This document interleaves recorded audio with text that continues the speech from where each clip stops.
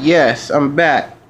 And today I would like to talk about the national anthem. Some of you might know this, some of you won't. Probably won't. No, didn't know this. But the song was made to basically it was a song to make fun of and to ridicule the lives of the African Americans that were lost when the South went to war with the North. And the song was made by a slave master slash white supremacist, Francis Scott Key. And the article's in the description, by the way, if you think I'm bullshitting. But I'm gonna read to you guys some of the article. It says, almost no one seems to be aware that even if the U.S. were a perfect country today, it would be bizarre to expect African American players to stand with a Star Spangled Banner. Why? Because it is literally celebrating the murders of African Americans. Few people know this because we only sing the first verse, but read the end of the third verse. You'll see why the Star Spangled Banner is not just a musical atrocity, and it's intellectual and moral one too. No refuge could save the hireling enslaved from the terror of the flight or the gloom of the grave, and the Star Spangled Banner in triumph doth wave, or the land of the free and the home of the brave. That's stop right there. That's one of the verses to the Star Spangled Banner, which the bullshit a lot took out because that's what it's a game. They always do that. They always reconfine some shit, tweak something to cover up their fuckery. But digressing and continuing. The Star Spangled Banner Americans hazily remember was written by Francis Scott Key about the Battle of Fort McHenry in Baltimore during the War of 1812. But we don't ever talk about how the War of 1812 was a war aggression that began with the attempt by the U.S. to grab Canada from the British Empire. Let me stop right there and correct myself, because earlier in the video I said it was to make fun of the African lives that were lost when the North went to war with the South. Sorry about that. But continuing. However, we widely overestimate the strength of the U.S. military by the time of the Battle of Fort McHenry in 1814. The British counterattack and overrun Washington, D.C., setting the fire to the White House. One of the key tactics behind the British military success was its active recruitment of American slaves, as a detailed 2014 article on Harper's explains the order given to the Royal Navy Admiral Sir George Cockburn. Let the landing you make be more for the protection of the desertion of black population, with a view to any other advantage, the great point to be attained in the cordial support of the black population, with them properly armed and backed with 20,000 British troops. Mr. Madison will hurl from his throne. Says, so when Key penned no refugees could say that hurling enslaved from the terror of the flight, the groom, he was taking great satisfaction in the death of the slaves who freed themselves. His perspective may have been affected by the fact he owned several slaves himself. So I'm gonna stop right there. Like I said, the article's in the description. You can read it for yourself, analyze it.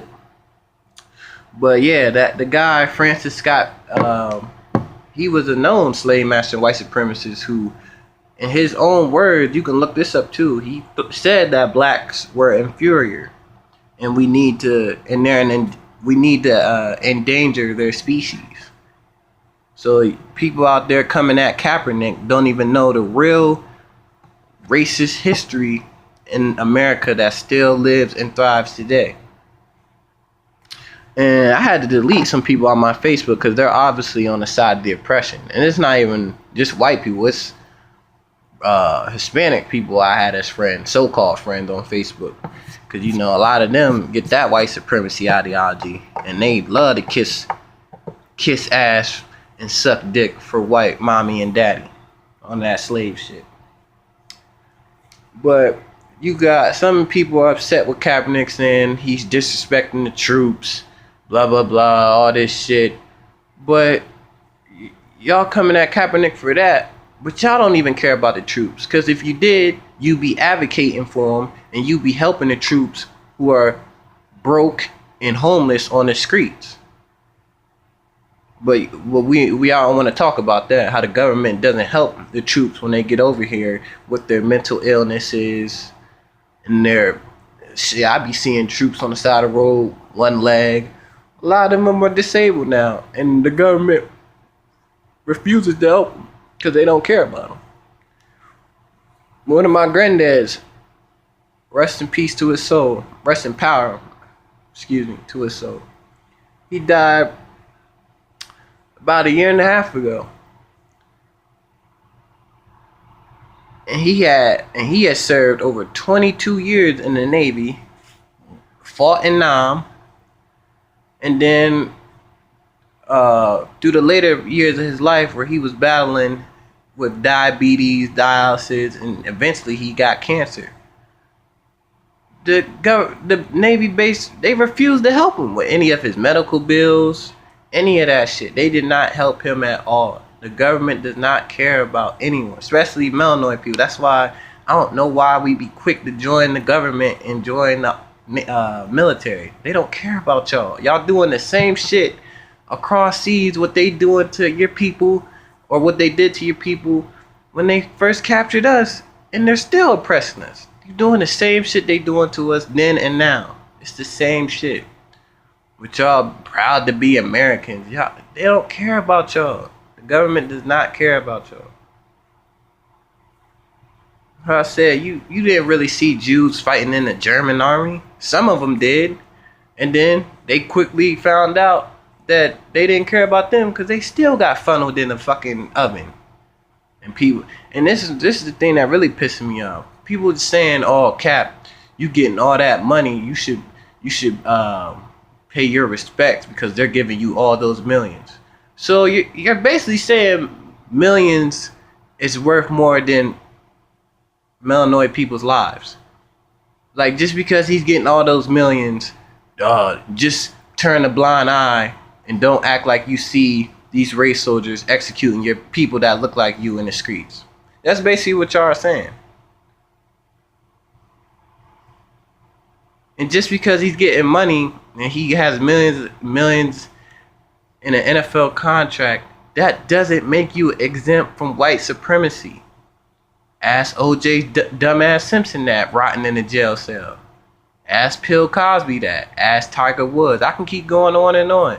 It doesn't exempt you from white supremacy. There were Jewish athletes in Germany. They still got executed. They still got funneled in the ovens. When Germans didn't follow that Hitler neo-Nazi ideology, which is really going on to melanoid people here in America, when they didn't follow that code, they still got executed. Hell, shit, look at the movie Race. When that white guy stood next to Jesse Owens and held his hand up with him after Jesse Owens pissed them crackers off in Germany and won all them gold medals, they got him executed for that. They put him in the front line when Germany went to war to purposely get him executed. Because when you were an athlete back then, a German athlete, you weren't exempt from going to the army, but you weren't supposed to fight. You were supposed to be like a janitor, someone behind the scenes. But since he didn't stay on neo-Nazi code, they put his white ass on that front line, and he got executed in that war. And Hitler did that shit on purpose because he stood up and he didn't go along with the get along. Rest in power to that European brother. I forget his name in the movie. Somebody probably know it. But yeah, I just thought I'd tell y'all that. Oh yeah, and also a video of Kaepernick further elaborating on why he is not standing and will continue to not stand when the national anthem gets played before the game. Is going to be in my description. He had valid points I'm telling y'all, follow Cap on social media. He knows the game. He knows how the white supremacy, the system we live in this dominant society works. He was talking about he's not going to stand until we see some legitimate change. Because it's insane that a cosmetologist has to get more training before she uses a fucking curling iron on your hair than a police officer. A police officer only has to be in training for 6 months, and then he gets a gun and gets to run around and so-called be a public servant for the people. That's insane. A cosmetologist has to have more training to use a fucking curling iron than a cop has to get a fucking deadly weapon and so-called protect the community, which a lot of them aren't doing. So like I said, articles in the description along with the video. Kaepernick. Get in the comments, like, subscribe, share the video.